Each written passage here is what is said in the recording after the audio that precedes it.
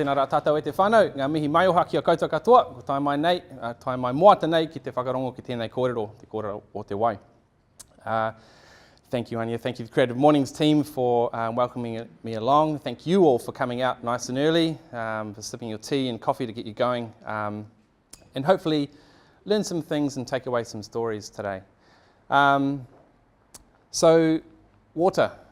Water for me is something that's deeply connected to my identity. I start with, when we introduce ourselves in Te Reo Māori, we introduce ourselves with a pepeha.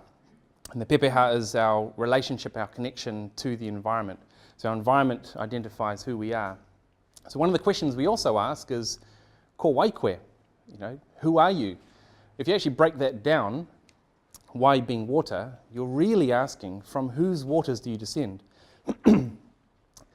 By asking ko wai koe, you're also saying ko wai o, I'm water. So understanding the narratives of Indigenous languages helps us to identify where we connect and how we connect to the world. So from my waters, from my ancestral waters, from Pūtauaki, from Mauao, from Ohine Mataroa, from Tauranga Moana, I greet all of you and all your waters, from your mountains, from your rivers, from your ancestral connections to water. I'm a descendant of ocean peoples. So my ancestors on my Māori side were the greatest ocean navigators the world has ever seen. We crossed the largest ocean and beyond to explore, look for new worlds, look for new resources and settle. Whether, like both my Māori and my Scottish ancestors, you also have ancestors who travelled by water. Whether you arrived here by boat, your ancestors arrived here by boat or by waka, or whether you're a more recent arrival to Aotearoa, flying excuse me, above the oceans on weather generated by the energy of the oceans, we all share that same ancestral connection. We're all come here due to water. So some of you may believe that we evolved from a primordial soup and eventually crawled out of the ocean to become land creatures. Others of you might believe that our atua created us after they created everything else in the world, including the oceans and waters and forests. Or you might believe that on the sixth day we were created after the world, after the oceans and after water was created. All of that is true. All of that is true from science, from faith, because we know that water, that oceans were here before us, so we are descendants of water. And we're also dependent on water. My sisters and I, our upbringing was totally centered around water. We grew up on the south coast of Wellington. My father would wake us up early in the mornings and take us in a backpack when we were that small, out fishing with him early in the morning before the sun even came up. My mum loved the rivers, so she would take us to the rivers. We would practice manus and try and find eels to pat. When we should have been doing homework, we were snorkeling in the reefs of Taputaranga, what is now Taputaranga Marine Reserve. We were exploring the rock pools, looking for new creatures, understanding our relationship, understanding how fragile those spaces were. And occasionally we'd bring home paua and kōra. Remember, this is before it was a marine reserve, so that was okay then. Also, this is an Instagram filter. This is OG film, by the way. So our identity as Māori, as Pacific peoples, as Kiwi, is deeply connected to water and the ocean. Our ukaipo, our pā, our homes, our marae, our towns, all feature connections to water and the ocean. Wainui o Mata, Waikanai, Te Awakairangi, Ngauranga. So Ngauranga Gorge, I found out recently the proper name, full name for that place is Ngā Uranga Waka, the place where waka are birthed. They speak of the significance of water in the lives of the people who lived there. I was also doing some research on my Scottish ancestry and looked for Scottish connections to water, and turns out the original Gaelic word for whiskey is ishkiba, which then sort of became ishki, then whiskey. And ishkiba literally translates to water of life. How very Scottish. So my ancestors weren't drunk, they were very much alive. So when we look at the world from space, we see a blue planet on the surface, the pale blue dot, the blue marble. Water covers 71% of the surface of the Earth, so we're pretty much planet ocean more than planet Earth. But the reality of the water on the Earth is it's far scarcer than many of us might think. So this large dot here, it's a sphere, would be if you were to gather up all the oceans, all the ice, all the fresh water, all the rivers, all the lakes, the permafrost, everything that is water, and put it into a sphere. That's what it looks like. If you were to take away the oceans, which make up 96.5% of the total water on Earth, so you're just left with the fresh water, ice, permafrost, rivers, lakes, you get that dot there. If you were to take away the ice, you can't drink ice, so you're only left with the accessible water, the water that's in rivers, lakes, streams, and the atmosphere. That's that dot there. That's less than 1% of the total water we have in the world, and that's the water that we share. That's the water that moves through our cycles, and it's that water which connects us, obviously through the oceans and through the ice it does too. So there's a lot less water than we actually think there are, especially in New Zealand. We see a lot of rain, particularly on the west coast. I feel really sorry for the whānau down there, suffering the effects of a lot of rain. But rain isn't, we have much less fresh water available to us than we think. So if water is that scarce, then surely we're looking after it, right? So, I don't know why I did this calculation. The average person does number twos twice a day. That's 2 flushes, approximately 10 litres a flush, so approximately 20 litres of water going down the toilet. So for 413,000 people in Wellington, that's 8.25 million litres of water being flushed every day down our toilets into the waste treatment systems. That's a lot of water. Quantify that, I'm hoping some of you have been to Hooker Falls. There's a huge amount of water that comes over that falls. If you just stand there for 38 seconds and count, that's the total number of waters. That's 8.25 million litres. The printing industry, on average, what I understand, between 2 and 13 litres of water used to make 1 sheet of A4 paper. A cotton t-shirt, 2,500 litres of water required to make it. Your smartphone, 12,000 litres of water. So what is our role? What is your role in designing products and systems that minimise water usage, that prioritises the cleansing and restoration of water that's used in those systems and industries?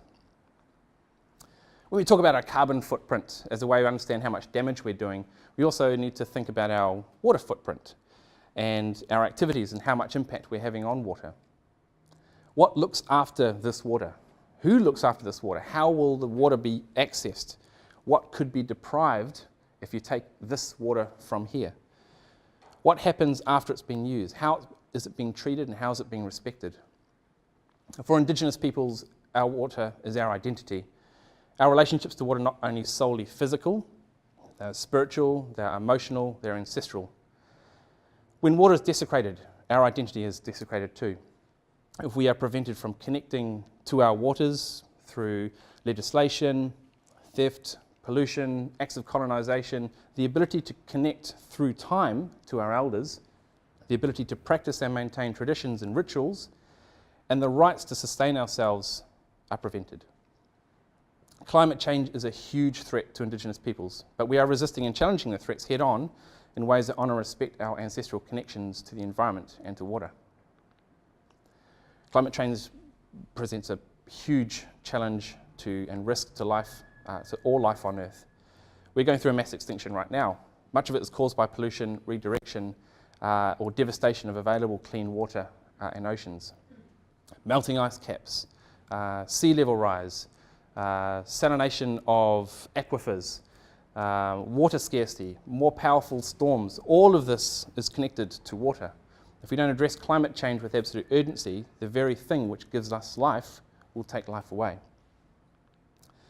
Most of the young people I work with in kura and schools are really clued up on the challenges faced in freshwater and marine health issues. Work by amazing organisations in these schools, Te Aho Tūrua, Parakore, Sustainable Coastlines, Mountains to Sea, Wellington and Vaira schools, and many, many more, are empowering these young people with the awareness of the current issues and giving them tools to make positive change. Huge numbers of pockets of communities are coming together to protect water, working on multiple freshwater restoration projects, even just here in Tupoko.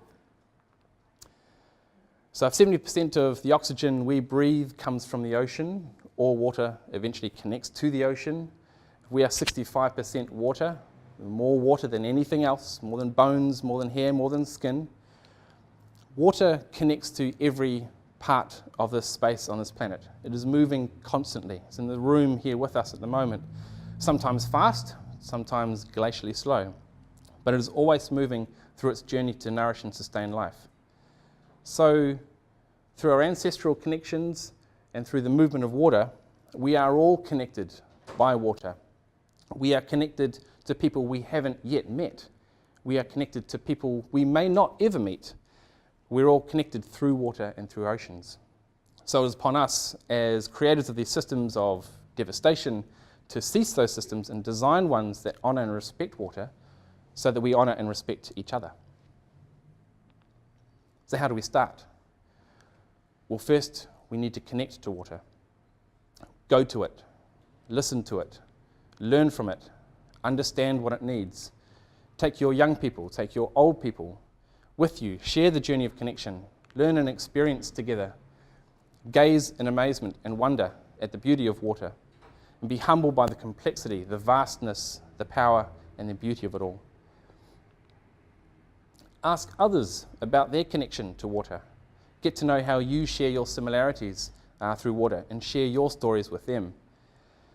We live in a time where we need to connect much more deeply to each other, and the commonalities with each other are shared through water, as are our uniqueness and our differences as unique and as different as our sources of water. So when you leave here today, how will you look at water? How will you see yourself in water? What will you do to protect water? That's your journey to take. But I encourage you to take the time to trace the history of water in your ancestry. Do you have coastal or inland ancestry? Where were the wells in your village or the moorings on your wharf? What were the water skills your ancestors had? Were they expert navigators? Were they boat builders? Were they gardeners? Through your history, water will play a huge influence. But from today, what sort of influence will you have on water? How will your descendants speak of your relationship to water in the future? Before I wrap up, I just want to take a deviation and talk about a story that came to me this morning when I was thinking about water. Just a quick show of hands, who here has heard the story of Maui finding Aotearoa? Yeah, a lot of people, cool. So when I first heard the story, it was pretty amazing. But through my journey with waka haurua and sailing as a voyager on big ocean going canoes, I learnt the underlying stories and the underlying meaning of that story. So Maui went to his grandmother, asked for knowledge. She gave him ancestral knowledge, which was represented by the lower jawbone, which is spoken about as the hook of Maui. That lower jawbone represents oral history, and it's connected to the upper jawbone and the skull, which represents celestial knowledge. So when Maui was asking his grandmother for knowledge, she was giving him navigation skills. She was giving him navigation clues. The hook of Maui wasn't necessarily that jawbone. Who here's Scorpio? So if you've ever seen this, you've seen the constellation of Scorpio in the sky, it looks like a hook. It's got the tail that curls around and two stars very close at the tail, which is its stinger. What Maui's grandmother was telling him was to look for Te Matawa Maui, the hook of Maui, which is Scorpio, and when it's at the right height in the sky at a particular time of year, below that you'll find land. So as he was sailing over the ocean, land was coming up above the horizon. So that was fishing Aotearoa out of the ocean. So it's not just a mythical story of he got his grandma's jawbone chucked in the ocean and pulled up land. Well, it is, but it's much more than that. It speaks of traditional ancestral knowledge. It speaks of the power of oral history, and it speaks of the incredible prowess of my ancestors in being able to find ocean, being able to find land across vast tracts of ocean. So for me, I don't know how my descendants will speak of me, but I hope they see an unbroken chain of respected and honoured waters from my ancestors through me and onto them. We have all connected through the ocean, through water, so as an ocean person, as a water person, I thank you as fellow ocean people, as fellow water people, for taking the time to listen, hopefully learn something new about water, and let water guide you through your future. Wai Ora.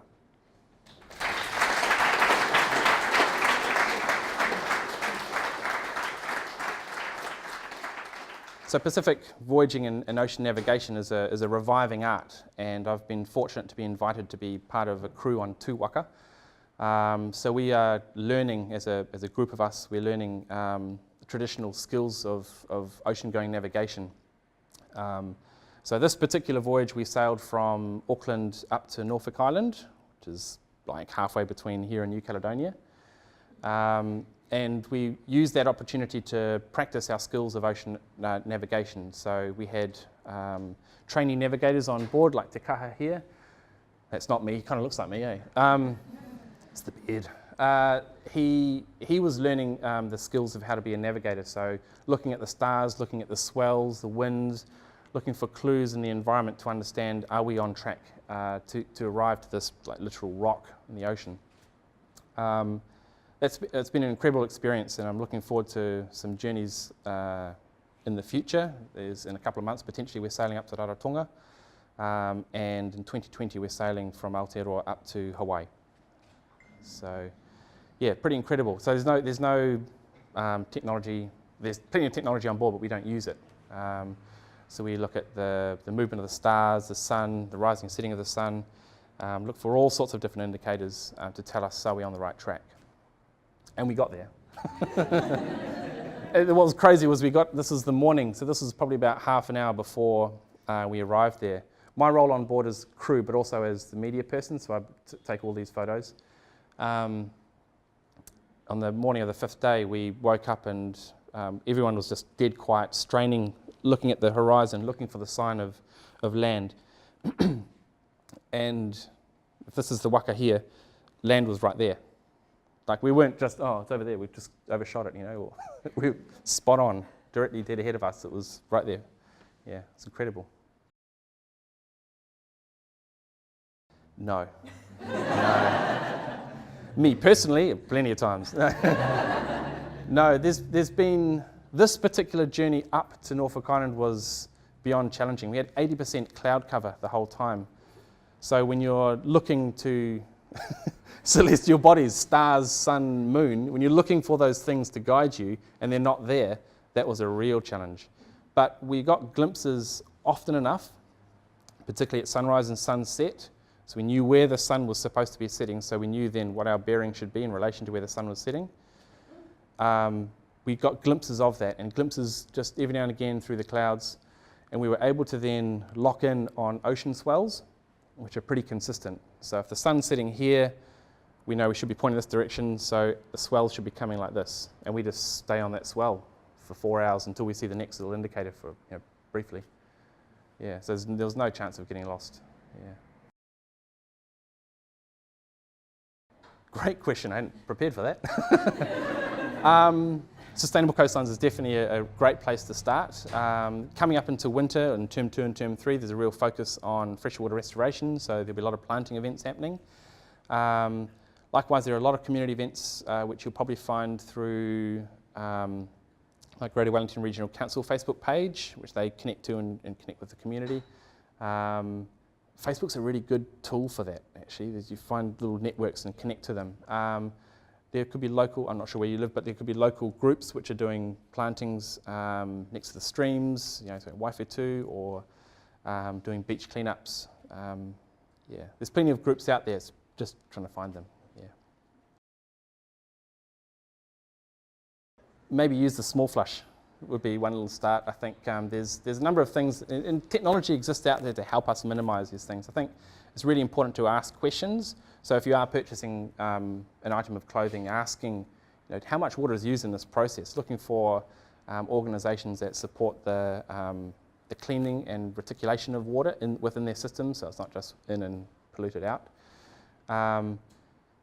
Taking the time, I think, is really important for us to just slow down a bit and ask those questions to become more clued up on what's available. Lots of little technology things you can install in your toilets to minimise the amount of water that goes in there, all sorts of little things. Valves you can put on your shower head so it's less of a massage and more of a trickle, just there's lots of little things. But I think ultimately that's up to everyone to find out what is important for them. And that's about starting with that connection to water again. So going back and understanding where water is present in your history, where water is present in your community, and what you can do to help protect that so we don't face such huge risks from water scarcity in the future.